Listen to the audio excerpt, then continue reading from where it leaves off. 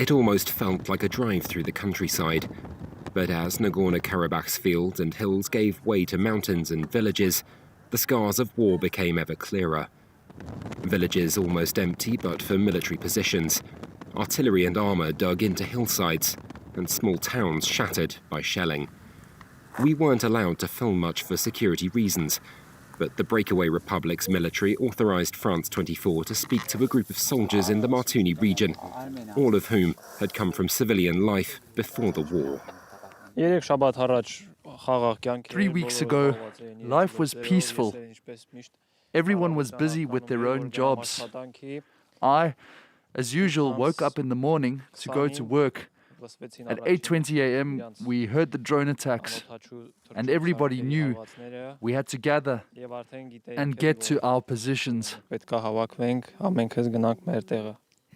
26 years after the end of the 90s war, a new generation knew the situation with Azerbaijan would still have to be resolved, and it's called on Armenian patriotism.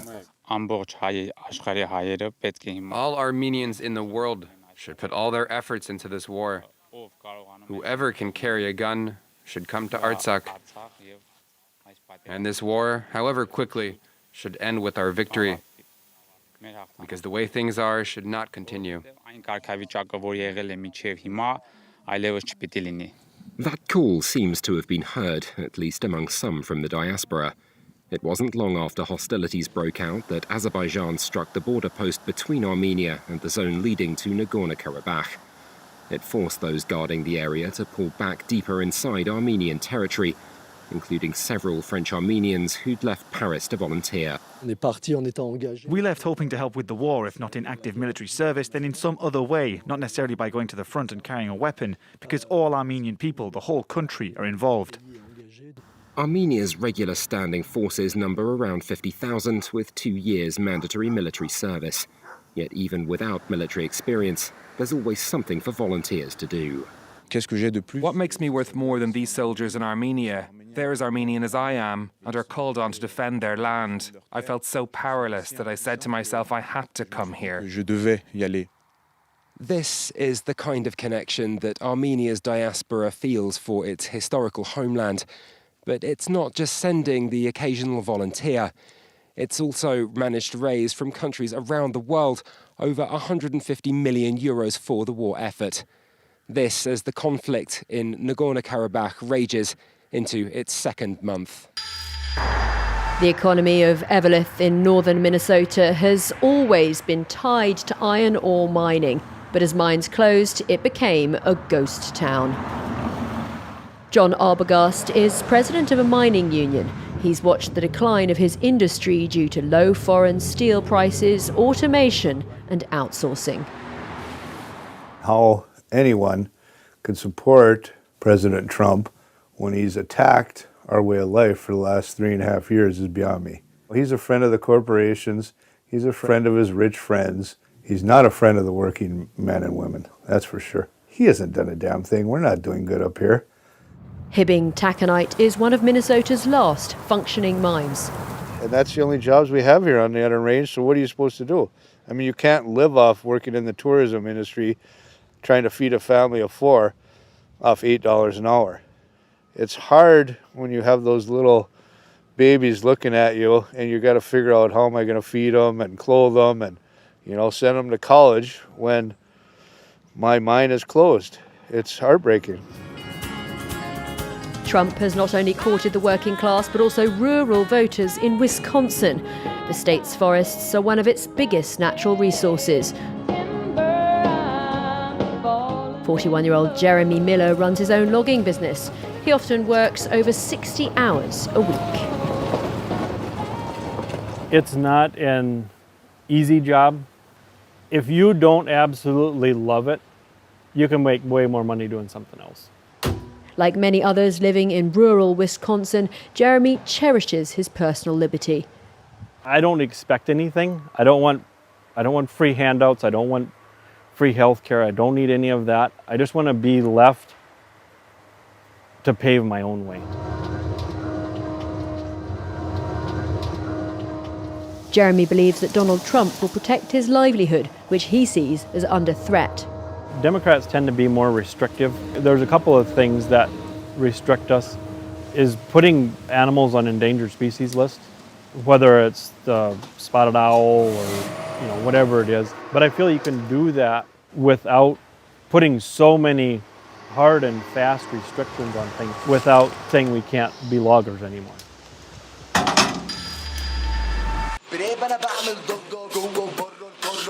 A few minutes before the clash, the two young rappers practice in the hallway. Every 3 months, Alexandria's cultural centre hosts rap battles. Some come all the way from Cairo to take part. Today, a third MC has stepped in as the referee.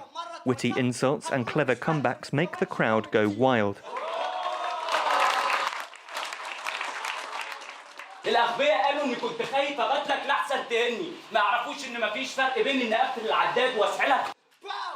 At 19 years old, Little V has had the better of his opponent. He says that this music is made by the youth, for the youth. Rap represents them, contrary to other musical forms that don't speak to their daily lives. We tell them about stuff happening in their lives. It is because we are young ourselves, and we feel what they go through. In his studio, one of Egypt's rising stars, Afroto, is busy remixing one of his tracks, which has had hundreds of thousands of plays online. In the space of just 2 years, Egypt's rap scene has gone from underground to mainstream.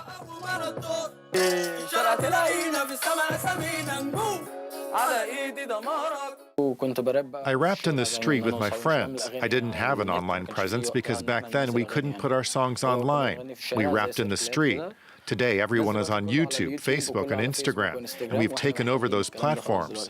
I think that from now on, making alternative music in Egypt attracts media attention. This mediatization is a double-edged sword. 4 years ago, Kachef crossed the line here in Alexandria.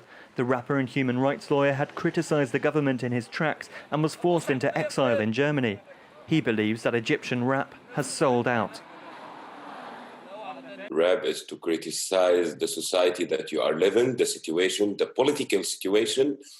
It's not just to doing some rhymes and nice music and make people dance. But I can understand, I can understand and I can imagine how a person who's living in an authoritarian regime, facing all the censorship, want to do whatever they love to do and to stay safe. The Egyptian government has attacked rap's political dimension, limiting its role as a subversive subculture. The new generation has been forced to reinvent it. Not far from the industrial port in Benin's biggest city, Cotonou, a rare patch of green on a rooftop stands out in the urban landscape. Ça, c'est du basilic cannelé. Voici du chou que j'ai semé. C'est en train de donner. It all started here at this modern science hub called Simi 1, where a young generation of researchers are thinking up local solutions to African challenges. L'innovation made in Africa dont on parle, mais elle est là, elle est vivante et il suffit juste de créer ce cadre-là pour permettre cette éclosion d'idées.